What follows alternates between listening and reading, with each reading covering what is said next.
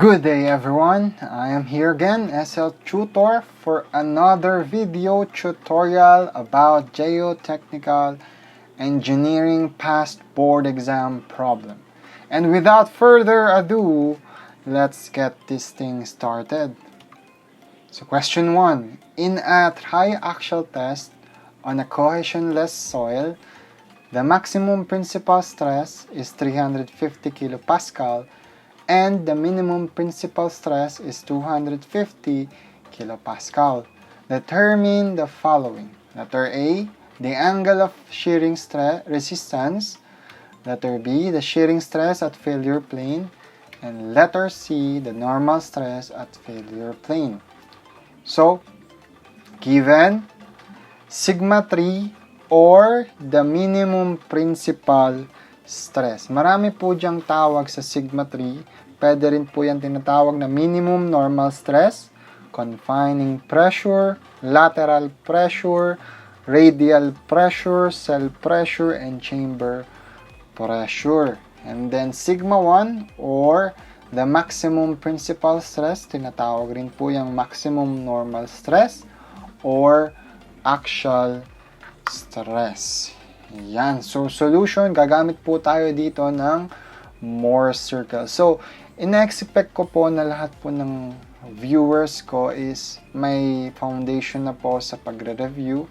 Kaya, medyo advanced na po yung ituturo ko and medyo i-expect ko po na alam nyo na po yung ibang principles ng Mohr circle. So, solution, ito po yung Mohr circle.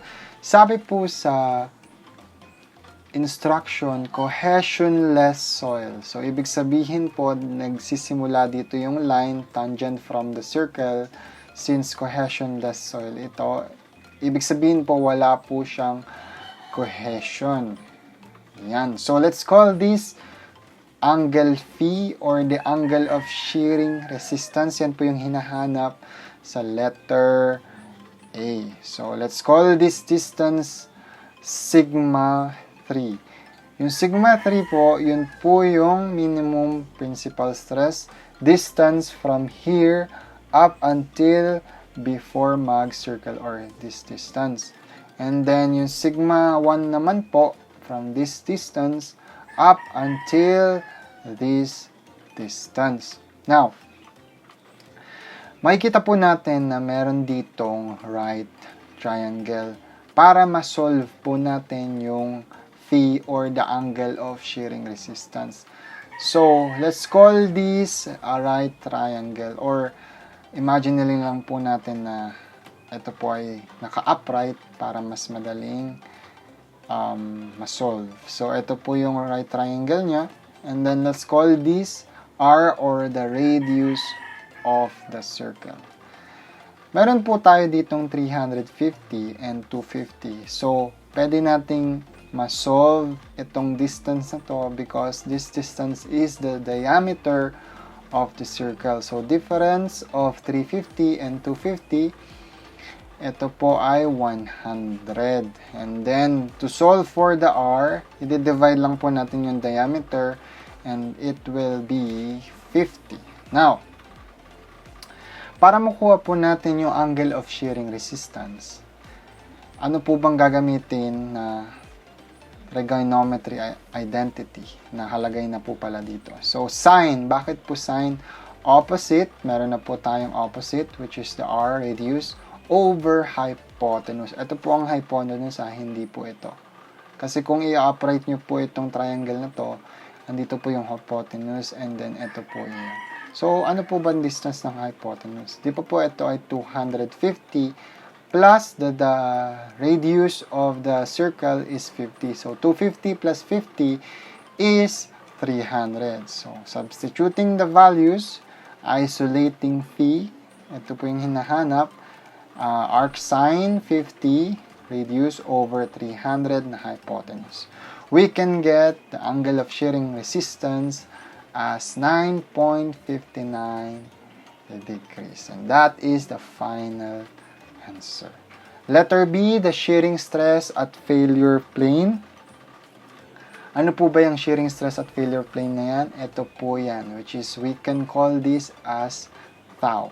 So, paano po natin masosolve itong tau na to? To approach this question, shearing stress at failure plane, let's isolate this triangle na to. Sige, gawin natin yan. Isolate natin yan. Whoop! Yun. So, let's call this distance x. Kasi, di ba, hindi natin alam tong distance na to. In-isolate natin tong triangle na to.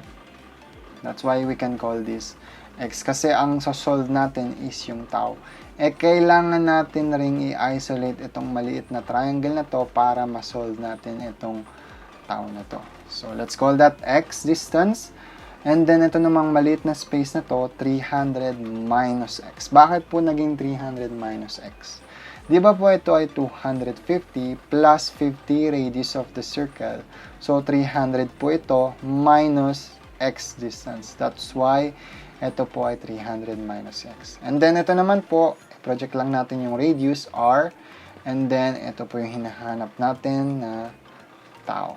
So, paano natin to gagawin? Ano na ngayon?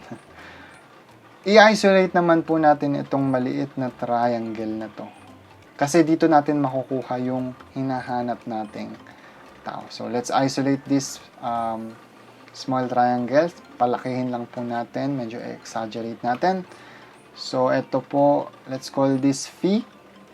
And then, ito po yung radius na r, 50. Ito po yung 300 minus x na distance. And ito naman po yung tau na hinahanap natin, which is the shearing stress at failure plane. So, ano po bang gagamitin na trigonometry identity para mahanap natin yung tau? Let's solve first for x. So, opposite, hypotenuse, meaning sine. So, sine 9.59 degrees. Na-solve na po natin yung phi. 300 minus x, opposite, over hypotenuse na 50. One equation, one unknown. We can solve for x, 291.67. Ito po yung distance na yan, 291.67. Pero ang kailangan po natin is this distance, which is 300 minus x. Di simply minus na rin natin. 300 minus 291.67, we can get 8.33 meters. So, meron na tayong distance dito, meron na tayo dito, radius naman yan. We can solve for the tau or the shearing stress at failure plane. Paano yun? Di tangent, TOA, opposite, adjacent. So, tangent phi is equals to opposite, which is 300 minus x, 8.33 meters. Adjacent is the tau. Substituting the values, and then solving for tau, one equation, one unknown, we can get 49.3 kilopascal. And that is the final answer. Letter C, the normal stress at failure plane. Ito, sisiw na po sa inyo yan because the normal stress is from this distance up to this distance. And na-solve na po natin yan. Ito yan, x. So, ibig sabihin, sigma n or normal stress at failure plane is also equals to x or also equals to 291.67 meters. And that is the final answer. And maraming salamat po ulit. Come back to another video tutorial. Goodbye.